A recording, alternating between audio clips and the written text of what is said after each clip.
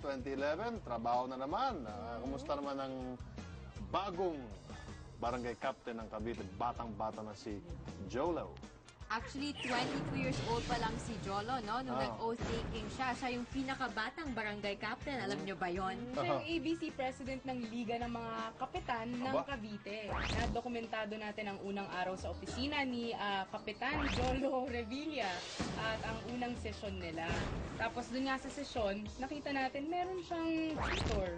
Kasi nangangapa pa siya dun sa, sa proseso and everything. Tapos ito, mas magaling pa pala si Erica Tapalya magtagalog kaysa dun kay Jolo. Akalain mo yun? Akalain mo yun? Oo, Grabe naman. kasi na wrong grammar siya. Isang malaking responsable ang ipinasok ko.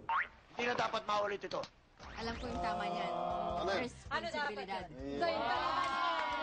Ganun talaga yun. Alam nyo kasi, pag ang isang barangay captain na naging ABC president, ay automatic na nagiging board member ex officio. So itong si Jolo Revilla, napakaswerteng bata, no? Batang-bata pa yung board member na, no? Nahalal na kapitan, ngayon naman ay bokal. Ano pa kaya ang naghihintay sa iyong kapalaran? Mga nakikita natin kung sinong susunod sa yapak ng kanyang ama. Oh, idol na idol niya. Kitang-kita. Kitang-kita. Idol na idol niya yung tatay niya talaga. Talagang maikukumpara ko sa tatay ko. Siyempre, ito, aaminin ko, isang malaking responsibilidad. Kumbaga, I have a lot of things to prove.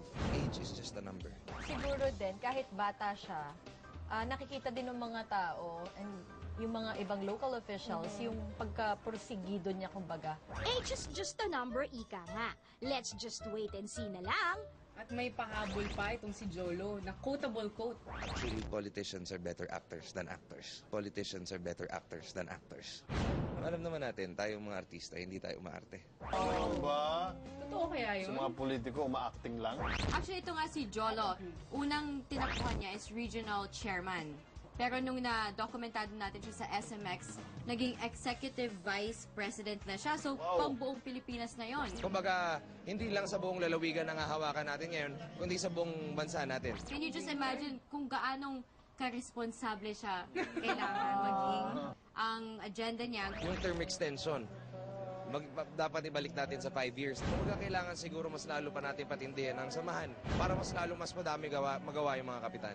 Pero si Pinoy, nung nandun siya sa SMX, sa oath-taking, pati yung mga cash advance program na iungkat na rin ni Pinoy sa kanya. Ang barangay ang unang takbuhan ng mga mamamayan tuwing may agarang pangangailangan. Pag yung papatupad na natin po yung conditional cash transfer, nakasalalay rin sa inyo kung magtatagumpay o hindi.